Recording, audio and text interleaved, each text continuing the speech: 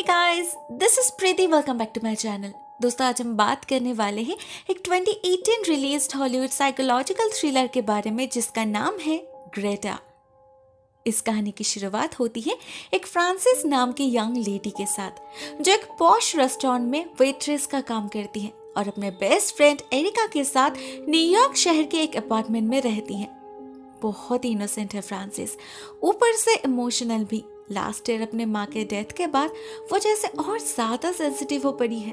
खुद को बहुत अकेली महसूस करती है बेचारी। उसके पिता क्रिस एक वर्कaholic है, काम में बिजी रखते हैं खुद को। ये उनका तरीका है अपने गम से डील करने का। मगर फ्रांसिस इतना सब नहीं समझती। उसे लगता है क्रिस उससे प्यार नहीं करते, उसे वक्त नहीं देते, तो वो भी उनसे कोई रिश्ता रखना नहीं चाहती। ऐसे में एरिका उसका पूरा साथ देती है, एक अच्छे दोस्त की तरह अपनी पूरी कोशिश करती है उसे खुश रखने की। मगर जो फ्रांसिस को चाहिए वो है माँ। भला उनकी जगह कोई और कैसे फिलअप कर सकता है।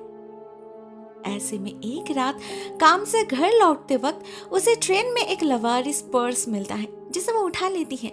अंदर उसे एक आई कार्ड मिलता है जिस पर किसी ग्रेटा हाइडेक का नाम लिखा था। फ्रांसिस पहले तो उस पर्स को लॉस्ट एंड फाउंड सेक्शन में जमा करने जाती है, मगर वहां उसे कोई नहीं दिखता। साथ में उसे लग भी नहीं रहा था कि वहां से कभी ये पर्स अपने मालिक तक पहुंच पाएगा भी। तो वो डिसाइड करती है कि वो खुद ही जाएगी। आई कार्ड पर एड्रेस मेंशन्ड है जो उसके घर से ज्यादा दूर नहीं है। वो काम पे जाते वक्त ही इसे डिलीवर कर सकती है। तो नेक्स्ट मॉर्निंग फ्रांसिस वही करती है, ढूंढ निकालती है ग्रेटा हाइडेक को। पता चलता है वो एक मिडिल एज्ड विडो है, अकेली रहती है। इतने बड़े शहर में कोई नहीं है उनका। उनके हस्बैंड तो कब के जा चुके। एक बेटी है निकोला जो पेरिस में रहती है। उनका एक डॉग भी था लेकिन उसकी भी मौत हो गई। अभी वो बिल्कुल ही अकेली है, ठीक उसके जैसे। ग्रेटा को देखकर उसके बातों से फ्रांसिस को बहुत दया आता है उस पर। वो भी इक्वली लोनली है, शायद इसीलिए वो ग्रेटा का दर्द समझ पा रही थी। तो वो उसे एक ऑफर देती है, क्यों ना वो एक डॉग खरीद ले कंपनी के लिए। फ्रांसिस मदद कर सकती है। मगर ग्रेटा राजी नहीं होती। वो रेडी नहीं थी, लेकिन वो फ्रांसिस का फोन नंबर रख लेती है अगर कभी उसका मन हुआ तो उसे कांटेक्ट करने के लिए। उन्हें फोन यूज करना तक ठीक से नहीं आता था, इसीलिए फ्रांसिस खुद ही अपना नंबर सेव कर देती है उनके फोन में। उनके बातचीत के दौरान फ्रांसिस नोटिस करती है दीवार के उस तरफ से बहुत जोर जोर की आवाज आ रही है। ग्रेटा कहती है उनके पड़ोसी के घर में रेनोवेशन का काम चल रहा है। पूरा दिन ही ऐसे आवाज चलती रहती है, परेशान हो चुकी है वो तो। फ्रांसिस और उनका वक्त नहीं लेती, निकल जाती है एक बहुत ही अच्छा एक्सपीरियंस लेकर। ऑलरेडी उसके दिल में इस लेडी के लिए एक सॉफ्ट कॉर्नर ग्रो करने लगा था। तो उसी रात जब ग्रेटा उसे कॉल करती है ये बताने के लिए कि उन्होंने डॉग लेने का डिसाइड कर लिया है, फ्रांसिस बहुत खुश हो जाती है। अगले दिन ही उन्हें एक शेल्टर में ले जाती है और दोनों मिलकर एक मॉर्टन नाम के डॉग का सिलेक्शन करते हैं। फ्रांसिस को उनकी कंपनी पसंद आने लगी थी। कहीं ना कहीं उसे अपनी माँ नजर आने लगी थी ग्रेटा में, स्पेशली जब वो अपनी बेटी से फोन पर बात करती थी। उनके प्यार को देखकर फ्रांसिस और ज्यादा मिस करने लगी थी अपने माँ को।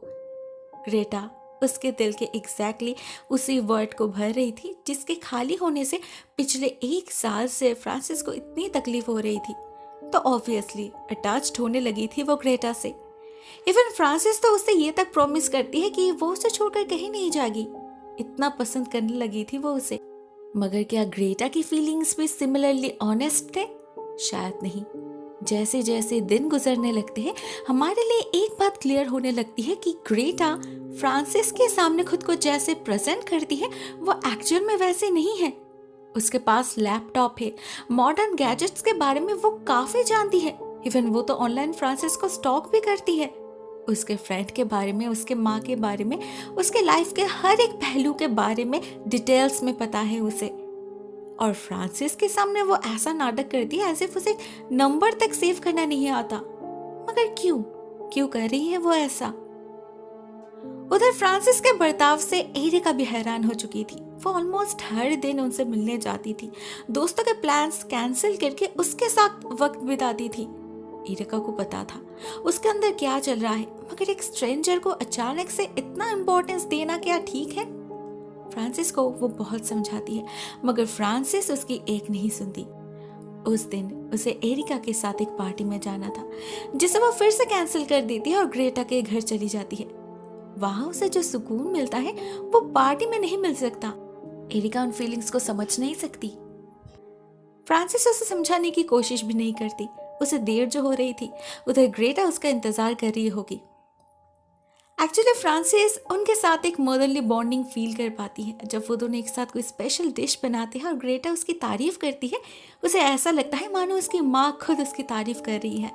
इसीलिए ही तो वो बार बार जाती है उनके पास। मगर इस बार जब वो उनके घर जाती है, कुछ अलग होता है। फ्रांसिस जब टेबल सजा रही थी, उसे कैंडल्स नहीं मिल रहे थे, तो वो इधर उधर ढूंढने लगती है और ठीक तभी उसे कुछ अजीब दिखता है। उसे दिखता है बहुत सारे एक जैसे पर्स, बिल्कुल वैसा ही जैसे एक पर्स को वो लौटाने आई थी।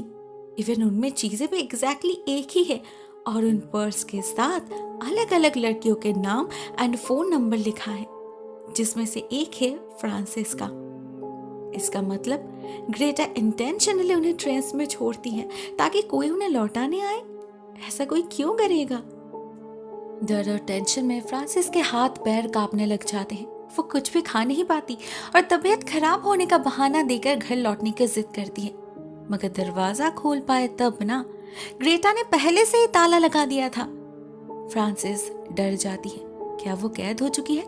नहीं, ग्रेटा उसे नहीं रोकती। उस रात वो घर लौट पाती है, मगर ग्रेटा उसका पीछा करना भी बंद नहीं करती। लगातार कॉल्स एंड मैसेजेस करती रहती है, फ्लावर्स भेजती है, इवन उस रेस्टोरेंट तक पहुंच जाती है जहां फ्रांसिस काम करती है। उसे फेस करने के सिवा और कोई ऑप्शन नहीं था, तो वो जाती है और डायरेक्टली ग्रेटा के फेस पर कह देती है कि उसे उसके लिटिल सीक्रेट के बारे में पता चल चुका है और उसे कोई रिश्ता नहीं रखना उसके साथ। मगर ग्रेटा फिर भी हार नहीं मानती। अपने सफाई में एक लंबा चौड़ा वॉइस मेल भेजती है। कहती है अपने लोनलीनेस से भागने के लिए ही वो ऐसा करती थी। A very harmless try. अगर ऐसे ही उसे फ्रांसिस जैसे कोई अच्छे दोस्त मिल जाए तो उसमें बुराई क्या है? वो बार बार फ्रांसिस को रिक्वेस्ट करती है। आगे से वो ऐसा और कुछ नहीं करेगी, बस फ्रांसिस उससे कांटेक्ट ना तोड़े, नहीं तो पता नहीं वो क्या कर बैठेगी। एक्चुअली वो फ्रांसिस को इमोशनली ब्लैकमेल करने की कोशिश कर रही थी, मगर इसका नतीजा उल्टा ही होता है। फ्रांसिस और ज्यादा दूर भाग जाती है, उसे कंप्लीटली इग्नोर करने लगती है। लेकिन ग्रेटा भी हार नहीं मानती। रेस्टोरेंट के बाहर जाके इंतजार करने लगती है। हर दिन कॉन्स्टेंटली खड़ी रहती है वहां पर। फ्रांसिस को बहुत ही गंदा फील होने लगा था। वो पुलिस में भी कंप्लेन करती है, मगर वो लोग कुछ नहीं करते क्योंकि ग्रेटा ने सच कोई गुनाह तो नहीं किया था। तो वो लगातार कई दिन ऐसा करती रहती है और फ्रांसिस को चुपचाप सहन करना पड़ता है। उसके हाथ से बचने के लिए फ्रांसिस ओवर टाइम भी करने लगी थी, नहीं तो ये लेडी पूरा रास्ता स्टार की तरह उसका पीछा करते रहेगी, जो काफी क्रीपी होगा। लेकिन इतना सब कुछ करके भी फ्रांसिस उससे बच नहीं पाती। एक रात जब वो घर लौटती है, उसे अपने अपार्टमेंट के बाहर ग्रेटा दिखती है। वो पहले तो बहुत प्यार से उसे मनाने की कोशिश करती है, लेकिन जब फ्रांसिस नहीं मानती, ग्रेटा उसके बालों पर च्युइंग गम लगा के चली जाती है। फ्रांसिस समझ नहीं पाती उसे क्या करना चाहिए। एरिका उसे लेकर पुलिस स्टेशन जाती है कंप्लेन लॉन्च करने, मगर इस बार भी पुलिस एफआईआर लॉन्च नहीं करते। और जब रेस्ट्रेनिंग ऑर्डर की बात आती है, पता चलता है वो प्रोसेस काफी लंबा है, महीनों लग जाएंगे। मतलब फ्रांसिस कुछ नहीं कर सकती। खुद के लिए तो वो परेशान थी ही, साथ में उसे उस डॉग के लिए भी टेंशन होने लगा था। पता नहीं उस पागल औरत ने क्या किया होगा उसके साथ। तो वो अगले दिन ही शेल्टर में जाके बात करती है उस डॉग को वापस लाने के लिए, लेकिन वो शेल्टर वाले किसी सबूत के बिना ऐसा करने से मना कर देते हैं। ग्रेटा ने अपनी मीठी मीठी बातों से उन्हें भी फंसा रखा था, तो फ्रांसिस को मजबूरन उसके घर ही जाना पड़ता है, नहीं तो उसे तसल्ली नहीं हो रही थी। वो छुपके से देखती है ग्रेटा अपने डॉग को लेकर वॉक पे जा रही है। तभी उसकी नजर पड़ती है वेस्ट बिन में पड़े कुछ लेटर्स के ऊपर, जिस पर निकोला हाइडिक का नाम लिखा था, यानी कि उनके बेटी का। लेकिन उसके साथ जो एड्रेस था वो ब्रुकलिन का था, पेरिस का नहीं। मतलब ग्रेटा ने उसके बारे में भी फ्रांसिस से झूठ कहा था। फ्रांसिस उस एड्रेस को ट्रैक करके उस घर के ओनर तक पहुंच जाती है। उनका नंबर पता करके एक वॉइसमेल छोड़ती है कॉल बैक करने के लिए। उस दिन ये सब करते करते उसे काफी लेट हो चुकी थी घर लौटने में। उसे तो डर लग रहा था कहीं ग्रेटा फिर से उसका पीछा ना करे, पर सरप्राइजिंगली उसे रास्ते पर कहीं भी ग्रेटा नहीं दिखती, एक बार के लिए भी नहीं। तो क्या उसने उसका पीछा करना छोड़ दिया? नहीं, उसके एब्सेंस का कारण अगले कुछ ही मिनट के अंदर फ्रांसिस को पता चल जाता है, जब उसे ग्रेटा के मैसेजेस मिलने लगते हैं। वो एरिका के फोटोज भेज रही थी, मतलब आज वो उसके पीछे पड़ी है, वो भी उसी पार्टी में है जहां एरिका है। डर से फ्रांसिस का दिमाग बिल्कुल ब्लैंक पड़ जाता है। ये पागल औरत कुछ भी कर सकती है, अगर एरिका को कुछ हो गया तो? वो उसी वक्त एरिका को कॉल करती है और तुरंत निकलने के लिए कहती है, और वो खुद भी निकल पड़ती है उस तक पहुंचने के लिए। उधर एरिका तब तक क्लब से निकलकर पीछे के रास्ते भागने की कोशिश कर रही थी, लेकिन ग्रेटा से पीछा छुड़ा पाना इतना आसान नहीं था। एक पॉइंट ऐसा आता है जब घबराहट में रोड क्रॉस करते वक्त एरिका गाड़ी के सामने आ जाती है। फॉर्चुनेटली इस गाड़ी में फ्रांसिस थी, जो सेफली एरिका को घर ले आती है। वो दोनों ही बहुत अच्छे से समझ चुके थे ये पागल औरत कितनी डेंजरस है। बात हद से बाहर जाने लगी थी। ऊपर से अगले दिन फ्रांसिस को एक और बड़ा झटका लगता है। उसे कॉल मिलता है अलेक्सा का। निकोला के एड्रेस पे अभी वो ही रहती है। जब फ्रांसिस उससे जाके मिलती है, उसे पता चलता है निकोला जिंदा ही नहीं है। 4 साल हो चुके हैं उसके मौत को। उसने सुसाइड किया था अपने माँ के हाथ से बचने के लिए। उसकी माँ ग्रेटा उस पर जो इमोशनल एंड फिजिकल टॉर्चर करती थी, अपने उस चाइल्डहुड ट्रॉमा से वो कभी बाहर निकल ही नहीं पाई। ग्रेटा अपने बेटी को इतना ज्यादा फोर्स करती थी, फ्रेंच सीखने में, पियानो सीखने में, उसके लाइफ को इतना ज्यादा कंट्रोल करने की कोशिश करती थी, इतना ज्यादा ऑब्सेसिव थी वो कि निकोला को अपने जिंदगी से बेहतर मौत लगी। उसके मौत के लिए सिर्फ और सिर्फ ग्रेटा की सैडिस्टिक बिहेवियर ही जिम्मेदार है। यहाँ पर फ्रांसिस समझ पाती है ग्रेटा किस हद तक बीमार है, नहीं तो कोई अपने मरे हुए बेटे से बात करने का नाटक क्यों करेगा। उस दिन जब वो काम पे जाती है, ग्रेटा वहां जाकर भी हाजिर हो जाती है, but this time as a guest. उनका रिजर्वेशन था तो फ्रांसिस उन्हें निकाल नहीं पाती, और वो मैनेजर से कह के स्पेशली फ्रांसिस से ही सर्विस लेने की जिद करती है। फ्रांसिस जितना हो सके उसे अवॉइड कर रही थी, बिना किसी बात के बस ऑर्डर सर्व कर रही थी, लेकिन ग्रेटा को वो पसंद नहीं आती। वो फ्रांसिस को कंटिन्यूअसली टॉन्ट करती रहती है, एंड लास्टली जब इतना कुछ करके भी फ्रांसिस उसे भाव नहीं देती तो ग्रेटा भड़क जाती है। फ्रांसिस पर चिल्लाकर, ग्लास तोड़कर सबके सामने एक हॉरिबल सीन क्रिएट कर देती है। फॉर्चुनेटली इस बार पुलिस उसके बातों पर यकीन कर लेती है और ग्रेटा को अरेस्ट कर लिया जाता है, मगर ज्यादा देर के लिए नहीं। अगले मॉर्निंग ही फ्रांसिस को खबर मिलती है कि उसे छोड़ दिया गया है। वो तो समझ ही नहीं पा रही थी उसे क्या करना चाहिए। ऐसे डर डर के कोई कब तक जी सकता है। उसके पिता चाहते थे कि वो उनके साथ जाकर रहे, जो फ्रांसिस नहीं चाहती थी। अपने घर में वो वापस जाना नहीं चाहती थी। तो एरिका उसे एक आइडिया देती है।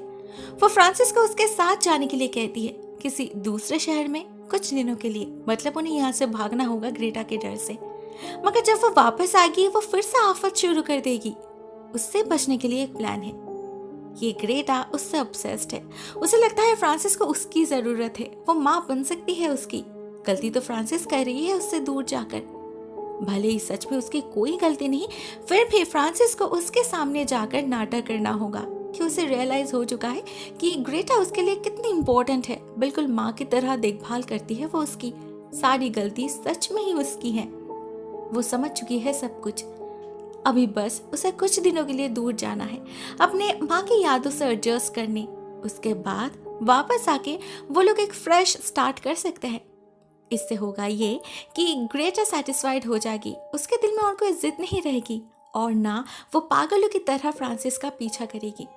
और जब तक फ्रांसिस वापस आएगी तब तक शायद उसका अटेंशन शिफ्ट कर गया होगा, उसने अपना कोई और शिकार ढूंढ लिया होगा। फ्रांसिस को ये आइडिया अच्छा लगता है तो वो वही करती है। खुद से उससे मिलने जाती है, बहुत ही प्यार से उसे सब कुछ समझाती है, और ग्रेटा उसके जाल में फंस भी जाती है। फ्रांसिस तो बहुत खुश थी, लेकिन क्या ग्रेटा जैसे इंसान को उल्लू बनाना इतना इजी हो सकता है भला? नहीं। अगले सीन में ही हम समझ पाते हैं ग्रेटा फ्रांसिस से काफी ज्यादा चालाक है। वो उसके प्लान को समझ चुकी थी। गुस्से और फ्रस्ट्रेशन के आग में जल रही थी वो। जो गुस्सा वो निकालती है अपने डॉगी के ऊपर, उसे पॉइजन्ड मिल्क खिलाकर। एक बेजुबान जानवर को भी नहीं छोड़ती वो। उधर फ्रांसिस तो बिल्कुल टेंशन फ्री हो चुकी थी। उसे लग रहा था ग्रेटा और उसे डिस्टर्ब नहीं करेगी, लेकिन वो गलत थी। और ये बात कुछ ही देर में उसे पता चल जाती है जब वो देखती है उसके घर के प्लांट्स को किसी ने पानी दिया है। एरिका तो घर में है ही नहीं, तो ये किसका काम हो सकता है? अचानक फ्रांसिस को बहुत चक्कर आने लगते हैं। वो गिर जाती है जमीन पर। उसे समझ आता है किसी ने उसके कॉफी में कुछ मिलाया है और वो कोई अभी भी घर में ही है, उसी के आसपास। फ्रांसिस अपने ब्लरी विजन से देख पा रही थी उसे, और ये कोई और नहीं, ग्रेटा थी। उसे पता था फ्रांसिस उससे पीछा छुड़ाने की कोशिश कर रही है, इसीलिए वो खुद ही आ गई उसे अपने पास ले जाने। ग्रेटा दिन दिहाड़े उसे सिडेट करती है, उसके बाद उसे किडनैप करके अपने घर ले जाती है, मगर कोई कुछ शक नहीं करता। साथ में उसके कुछ सामान भी ले लेती है, जिससे एरिका को लगे कि वो शायद अपने घर गई होगी। ग्रेटा घर पहुंचते ही फ्रांसिस को एक सीक्रेट कमरे में ले जाती है, जो पियानो के पीछे वाले दीवार के उस तरफ है, अ हिडन रूम। वहां एक बॉक्स के अंदर डाल देती है वो फ्रांसिस को, बिल्कुल जैसे वो कभी निकोला को डाल देती। उसका बचपन तो इसी कमरे में बीता है, ऐसे ही कैद हालत में। तब तक फ्रांसिस सो चुकी थी और जैसे उसका सेंस लौटता है वो खुद को अपने घर में पाती है। मतलब इतनी देर से वो सपना देख रही थी। थैंक गॉड, कितना भयानक सपना था। उसे अपने सामने एरिका भी दिखती है, जो उसे याद दिलाती है कि उसे पैकिंग करना चाहिए। उसके डैड उसका इंतजार कर रहे होंगे। फ्रांसिस किसी तरह खुद को संभालती है और जल्दी से रेडी होकर अपना सामान लेकर निकल पड़ती है नीचे जाने के लिए। मगर जैसे वो लिफ्ट पे चढ़ती है, लिफ्ट क्रैश कर जाता है। लिफ्ट के दीवार श्रिंक करने लगते हैं और देखते ही देखते वो एक छोटे से बॉक्स पे बदल जाते हैं। हम समझ पाते हैं फ्रांसिस अभी भी बॉक्स में ही है, लिफ्ट में तो वो सपने में थी। जैसे ही उसे इस बात का एहसास होता है, वो जोर जोर से चिल्लाने लगती है और ग्रेटा आकर उसे बॉक्स से बाहर निकाल देती है, मगर इस कमरे से नहीं। फ्रांसिस को अंदर और भी बहुत सारे लड़कियों के कार्ड्स और सामान मिलते हैं, जिसका मतलब निकोला और उसके अलावा भी इस कमरे में और भी कई सारे लड़कियां रह चुके हैं। ऐसे ही कुछ दिन बीत जाते हैं। ग्रेटा हर दिन फ्रांसिस को कुछ घंटे के लिए बाहर निकालती थी, फोर्सफुली पियानो सिखाती थी, फ्रेंच सिखाती थी, खाना बनाना सिखाती थी और फिर खाने में सिडेटिव्स मिलाकर सुला देती थी। बिल्कुल किसी खिलौने की तरह ट्रीट करती थी वो फ्रांसिस के साथ। उसके एब्सेंस से किसी को कोई शक ना हो, इसके लिए एक बहुत ही क्लेवर ट्रिक अपनाया था उसने। फ्रांसिस के फोटो गैलरी से पुराने फोटोज उठा के उनमें से कुछ फोटोज उसके डैड को भेजती थी, जिससे लगे कि वो एरिका के साथ है, और कुछ एरिका को भेजती थी जिससे उसे लगे कि वो उसके डैड के साथ है। मगर ऐसा ज्यादा दिन नहीं चलता। एक दिन क्रिस अपने बेटी से मिलने न्यूयॉर्क आ जाते हैं। उन्हें लगा था फ्रांसिस तब तक वापस आ चुकी होगी, मगर जब वो घर में नहीं मिलती और एरिका बताती है कि वो कभी उसके साथ कहीं गई ही नहीं, तब क्रिस को समझ आता है कि उनकी बेटी एक्चुअल में मिसिंग है, वो भी पिछले कई हफ्तों से। वो उसी दिन एक प्राइवेट डिटेक्टिव कोडी को हायर करते हैं उसे ढूंढ निकालने के लिए। उन्हें पता चलता है कि ये ग्रेटा हाइडेक पहले एक नर्स हुआ करती थी, लेकिन सिडेटिव्स के गलत यूजेज के कारण उनका लाइसेंस कैंसिल कर दिया गया। अभी वो कहाँ है किसी को नहीं पता। कोडी उसी दिन से काम पे लग जाते हैं और इधर फ्रांसिस भी चुप नहीं बैठती। एक दिन कुकीज बनाते वक्त कुकी कटर से वो ग्रेटा की एक उंगली काट देती है। उसके बाद बेलन से मारकर उसे बेहोश करके भागने की कोशिश करती है, मगर दरवाजे सारे के सारे लॉक्ड थे और फेंस पे इतना ऊंचा था जिसे पार करके वो घर से निकल नहीं पाती। तो वो बेसमेंट के रास्ते से जाने की कोशिश करती है, मगर वहां भी एक बड़ा सा ताला लगा हुआ था, सारे विंडोज भी सील्ड थे। फ्रांसिस को वहां एक बस्ती में एक लड़की दिखती है। ये वही थी जिसका कार्ड उसे मिला था, समान था। उसकी हालत भी बहुत खराब थी, मगर फिर भी वो जिंदा थी। फ्रांसिस जब उससे बात करने जाती है, ठीक तभी पीछे से ग्रेटा आकर उसे बेहोश कर देती है। ये सब काम वो पिछले कई दिनों से कर रही है, तो उसे आदत पड़ चुकी है इन सब की। सबसे पहले वो अपना फर्स्ट एड करती है। उसके बाद फ्रांसिस के हाथ पैर बांध के मुंह पे पट्टी डाल के फिर से एक बार उसे उसी कमरे में बंद कर देती है। उधर वो डिटेक्टिव बहुत तेजी से काम कर रहे थे। 2 दिन के अंदर ही वो ग्रेटा को ढूंढ निकालते हैं और उसके घर जा पहुंचते हैं फ्रांसिस को ढूंढने। मगर ग्रेटा उससे कई गुना ज्यादा चालाक थी। वो उसे अपनी बातों से बहकाने की कोशिश करती है। फ्रांसिस दीवार पे जोर जोर से धक्का देने लगी थी। उसका दोष वो अपने डॉग के ऊपर दे देती है, जो बहुत पहले ही मर चुका था। मगर फिर भी कोडी को शक होता है। वो आवाज के सोर्स को फॉलो करके पियानो के पीछे वाले दीवार तक पहुंच जाते हैं, मगर उस हिडन डोर को खोल पाए उससे पहले ग्रेटा उसके नेक पे सिडेटिव इंजेक्ट कर देती है। बेचारा चाहकर भी कुछ नहीं कर पाता। बेहोशी की हालत में अपने गन से ग्रेटा को शूट करने की कोशिश जरूर करता है, लेकिन एक भी गोली उसे नहीं लगती। फाइनली उसी बंदूक से ग्रेटा कोडी का खून कर देती है और फिर नाचने लगती है, बिल्कुल पागलों की तरह, ऐसे बहुत बड़ा कुछ अचीव कर लिया है उसने। फाइनली लाश को एक बैग में भर के बहुत सारे केमिकल डाल के फेंक देती है बेसमेंट में, जहां ऑलरेडी और भी बहुत सारे ऐसे बैग्स पड़े थे ग्रेटा के पिछले विक्टिम्स के। पता नहीं उसका ये पागलपन कितने दिनों से चल रहा है और कितने दिन चलेगा। उधर कैद रहते रहते फ्रांसिस के दिल और दिमाग सुन पड़ चुके थे। ग्रेटा जो हर रोज उसे स्लो पॉइजन करती थी, वो उसके थॉट्स को क्लाउडी बना रहा था। अभी ना उसके शरीर में उतनी ताकत थी, ना दिमाग में। हर एक बीतते दिन के साथ जीने की उम्मीद कम हो रही थी उसके लिए। क्या वो कभी यहाँ से निकल पाएगी? God knows. फ्रांसिस जब ऑलमोस्ट हार मान ही चुकी थी, तभी एक दिन अचानक कुछ होता है। दरवाजे पे कोई दस्तक देता है। एक लड़की बिल्कुल उसी की तरह ग्रेटा के बैग को लौटाने आई थी। मतलब ग्रेटा ने अपना नया शिकार ढूंढ लिया है। अभी जरूर फ्रांसिस की वही हालत होगी जैसे समांथा की हुई थी। ग्रेटा को उस नए लड़की से बात करते देख फ्रांसिस जोर जोर से दीवार को पीटने लगती है। ये ठीक वैसी आवाज थी जो पहली बार इस घर में आने पर फ्रांसिस को सुनाई दी थी। तब जरूर समांथा थी इस कमरे में कैद। तब ग्रेटा ने कहा था कि ये नेबर्स के घर से आ रही है। इस बार भी वो इस नए लड़की से वही कहती है और उसका ध्यान भटकाने के लिए उससे इधर उधर की बातें करने लगती है। चाय भी ऑफर करती है और उसी चाय को पीने के बाद अचानक से ही ग्रेटा बेहोश पड़ती है। जो वो आज तक दूसरों के साथ करती आई है, आज वही उसी के साथ हो रहा था। यहाँ पर हमें पता चलता है ये नई लड़की और कोई नहीं, एरिका है। डिस्गाइज में वेग और मेकअप से उसने अपना चेहरा बदल लिया था, नहीं तो ग्रेटा उसे जरूर पहचान पाती। और उसी ने उसके चाय में ड्रग भी मिलाया था। क्रिस की तरह वो भी पिछले कई दिनों से फ्रांसिस को ढूंढ रही है। हर दिन सबवेज एंड ट्रेन्स में चक्कर काटे ही उसने, तब जाके उसे ये ग्रीन लेदर बैग मिला है। उसे पता था यही उसे फ्रांसिस तक ले जाएगा। वो शिकार करने आई थी, शिकार बनने नहीं। इसलिए उसने पूरे प्रिपरेशन किया था। आते वक्त साथ में ड्रग्स लेकर आई थी जिससे ग्रेटा को उसी के जाल में फंसाया जाए। उसी के स्मार्टनेस के कारण ही आज ये ग्रेटा उसके सामने बेहोश पड़ी है। अभी उसे बस अपने दोस्त को ढूंढना है। उधर एरिका की आवाज से फ्रांसिस उसे पहचान चुकी थी, मगर वो उसे बुला नहीं पाती क्योंकि उसके मुंह को बंद किया गया था। हाथ और पैर में भी हैंडकफ्स थे। तो बेचारी उसी हालत में बेड को हिलाने लगती है अपनी पूरी ताकत से, जिससे एरिका उसे ढूंढ पाए। फॉर्चुनेटली ऐसा ही होता है। एरिका अपने बेस्ट फ्रेंड को ढूंढ निकालती है, उसे आजाद करके बाहर निकाल लाती है। मगर तभी अचानक बाहर से पियानो की आवाज आने लगती है। मतलब ग्रेटा का सेंस लौट चुका है। एरिका फिर से एक बार तैयार होती है उसका सामना करने के लिए, लेकिन बाहर पियानो नहीं, असल में एक रिकॉर्ड प्ले हो रहा था और ग्रेटा गायब हो चुकी थी। जैसे ही फ्रांसिस बाहर निकलती है, ग्रेटा उस पर हमला कर देती है। उसकी हालत बहुत नाजुक थी, वो ठीक से खड़ी भी नहीं हो पा रही थी, मगर ऐसे में भी वो फ्रांसिस को छोड़ने के लिए तैयार नहीं थी।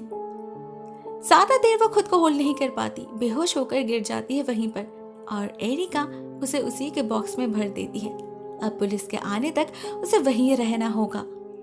ये सोचकर वो लोग वहां से निकल जाते हैं। फ्रांसिस को बाहर निकलना था, मगर वो लोग बक्से में कोई ताला नहीं लगाते क्योंकि उन्हें लगा था ग्रेटा बेहोश है और उसके सेंस लौटने तक पुलिस आ जाएगी। मगर उनके निकल जाते ही हम उस बक्से को हिलते हुए देखते हैं। मतलब ग्रेटा ऑलरेडी जाग चुकी है, लेट को खोलने की कोशिश कर रही है वो। तो पुलिस आने तक क्या वो सच में यहाँ रहेगी? आपको क्या लगता है? दोस्तों, कहानी यहीं पर एंड हो जाती है इस सवाल के साथ। ऑनेस्टली स्पीकिंग, मुझे कहानी बहुत अच्छी लगी। बीइंग अ साइकोलॉजिकल थ्रिलर, इस कहानी में हमें फ्रेंडशिप और कंपेनियनशिप का एक डार्क साइड दिखाया गया है। लोनलीनेस एक इंसान को कितना इंसान बना सकता है वो दिखाया गया है। बट ऑल्सो ग्रेटा सिर्फ अकेलेपन से भागने के लिए ये सब नहीं करती थी, ये उसकी आदत थी। उसे बस एक इंसान चाहिए था अपने बेटी के सब्स्टिट्यूट, जिसे वो किसी पालतू जानवर की तरह रख सकेगी, जिसे वो अपने मर्जी से कंट्रोल कर पाएगी। ये वो कॉन्शियसली करती थी। कोई बेचारी नहीं थी, वो एक पागल खूनी थी। लेकिन इस फिल्म की एंडिंग मुझे अच्छी नहीं लगी क्योंकि उस बॉक्स को ऐसे ही लूज छोड़ देना मुझे ठीक नहीं लगा। उन्हें अश्योर करना चाहिए था कि ग्रेटा को सजा मिल रही है। एटलीस्ट वो लोग पुलिस के आने तक तो वेट कर ही सकते थे। आपको क्या लगता है? Right on in the comment section. आज के लिए बस इतना ही दोस्तों। Thank you so much for watching this video. बहुत जल्द मिलता है किसी और नए वीडियो के साथ। तब तक के लिए टेक केयर, टाटा।